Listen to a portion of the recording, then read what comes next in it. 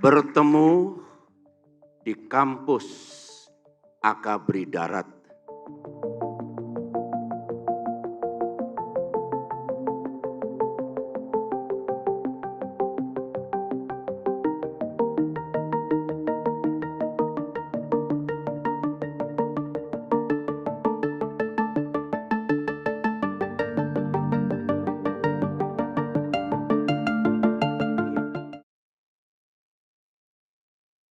Saya bertemu dan mengenal Bapak Prabowo Subianto pada tahun 1970. Ulangi, betul. Bulan Januari pada tahun 1970, 53 tahun yang lalu.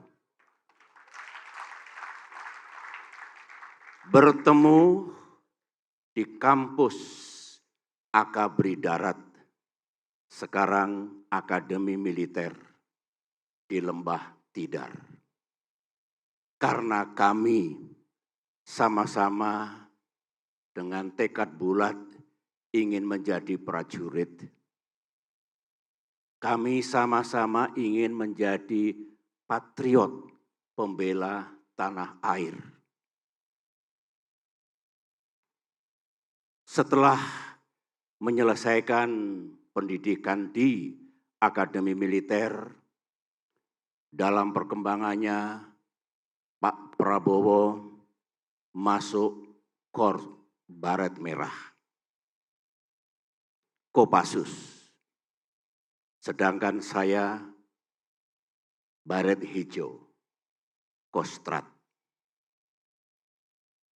Disitulah kami sering berinteraksi, berpikir bersama, bekerja bersama. Karena kami ingin memajukan profesionalitas TNI menjadi tentara modern. Itu yang sering kami diskusikan. Dan dalam porsi kami masing-masing, kami lakukan. Kami, Pak Prabowo dan saya, sama-sama mengemban tugas negara di daerah pertempuran. Waktu itu kita harus menjunjung sang merah putih di medan Timor Timur. Sebagai perwira Baret Merah, Pak Prabowo sering bertugas di sana. Saya juga mengemban tugas hampir 5 tahun di Timor Timur dalam 3 kali penugasan. Setelah itu, saya ingat pada tahun 1994, Pak Prabowo dan saya sama-sama berpangkat kolonel, mendapatkan tugas untuk berkunjung ke Singapura. Di sela-sela kegiatan resmi kami berdua, pakaian olahraga, celana pendek olahraga, berlari atau jogging di Singapura. Yang kami bicarakan tetap bagaimana TNI kita makin maju, makin kuat, dan makin mampu menjaga kedaulatan dan keutuhan NKRI. Tekad dan pikiran 2 kolonel waktu itu.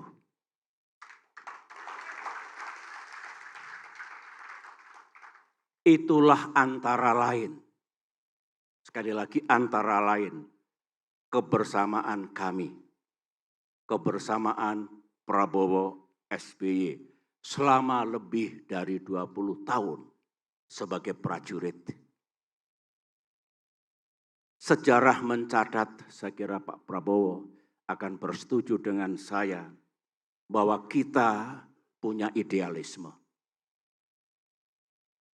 Kita dengan segala keterbatasan yang kita miliki, juga melakukan kiprah dan aksi nyata dalam ikut memajukan TNI yang kita cintai dan kita banggakan.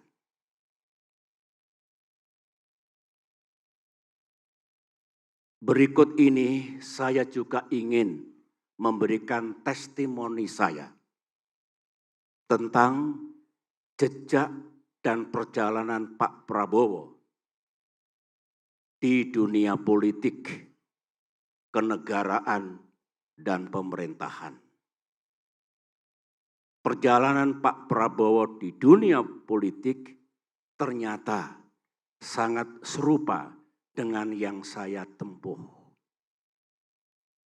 Setelah tidak lagi aktif di dunia militer, kami sama-sama mendirikan dan memimpin partai politik.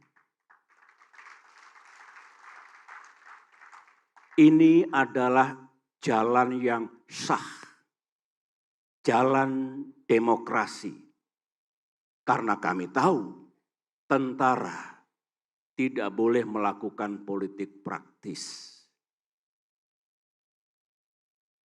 Pak Prabowo seperti saya juga memiliki cita-cita untuk menjadi pemimpin bangsa.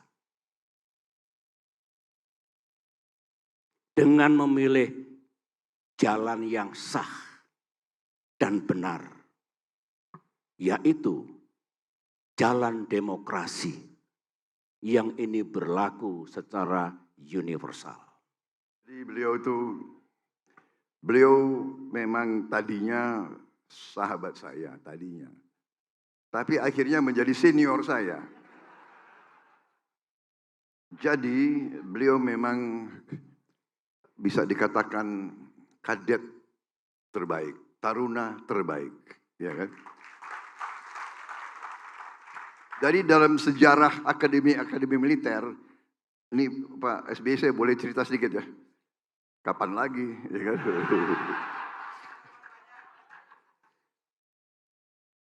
Salah sendiri yang undang saya di sini.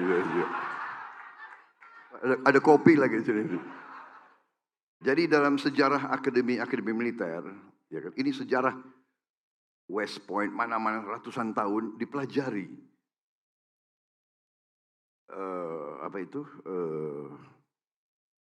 Dipelajari karier waktu taruna bagaimana dan perwira bagaimana. Ternyata yang jadi jenderal, ya, yang jadi jenderal dan jadi pemimpin itu adalah taruna yang terbaik. Dan belum. Taruna terbaik dan taruna yang nakal.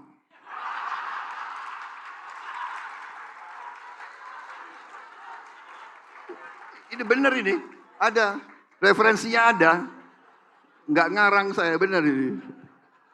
Jadi ini yang naik, yang di tengah-tengah ya, yang baik. Tapi kenapa? Rupanya di riset. Karena ini yang terbaik tentunya karena dia kerja keras, belajar keras. Ini memang nakal. Tapi yang nakal ini penuh inisiatif. Alias akalnya banyak.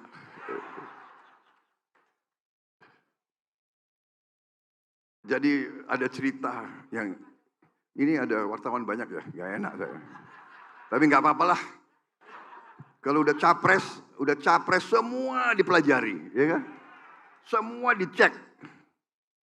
Jadi ada cerita yang saya dengar ini, sesudah saya tinggalkan Magelang. Ceritanya kalau ada 100 taruna yang dihukum di lapangan, pasti satu di antara 100 kadet taruna Prabowo.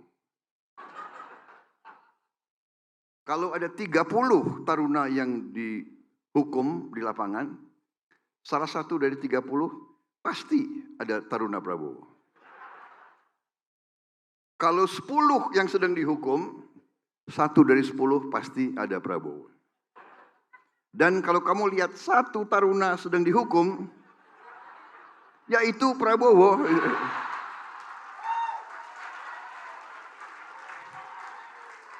Itu cerita turun-temurun saya dengar itu. Waduh. Suatu saat saya dengar cerita itu dan saya kembali ke Magelang. Kumpul semua taruna, semua pelatih, guru, dosen. Dan saya ulangi cerita ini. Saya bilang, oke, itu benar dulu. Tapi sekarang saya kembali sebagai Menteri Pertahanan Republik Indonesia.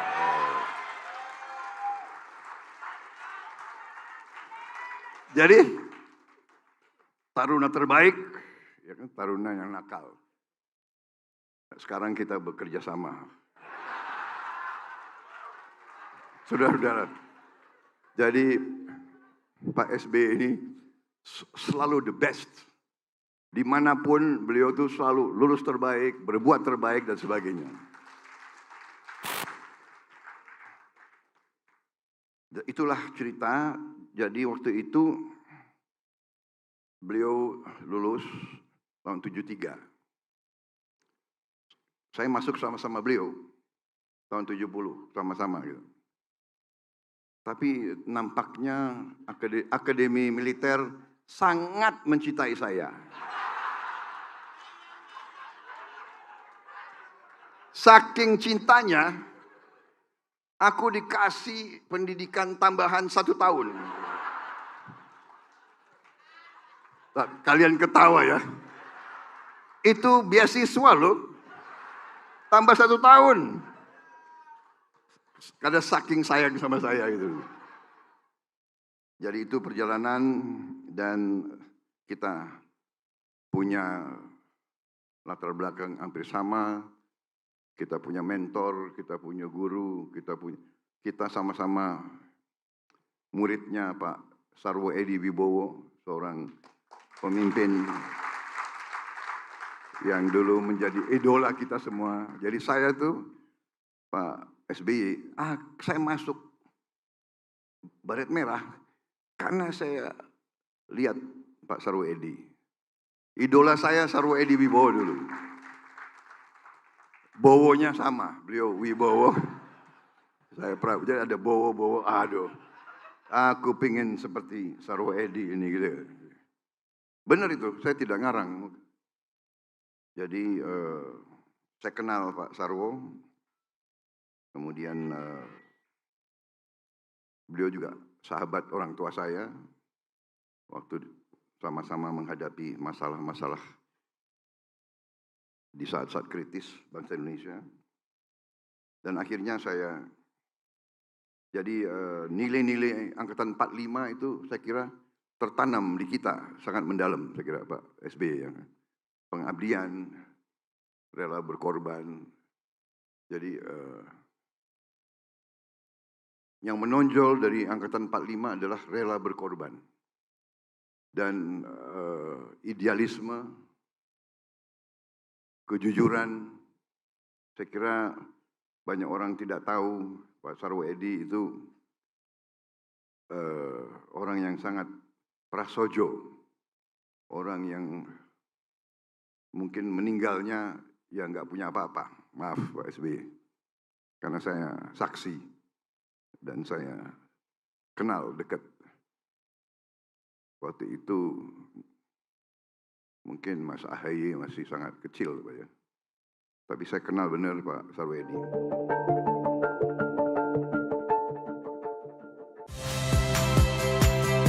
Saya Magister Tarigan. Saksikan program-program Kompas TV melalui siaran digital, pay TV, dan media streaming lainnya. Kompas TV, independen, terpercaya.